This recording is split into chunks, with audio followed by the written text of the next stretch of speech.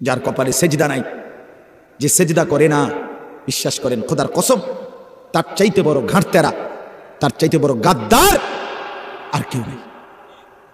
তুই বড় ঘাড়তেরা, মনে রাখিস, তোর ঘাড় বড় শক্ত।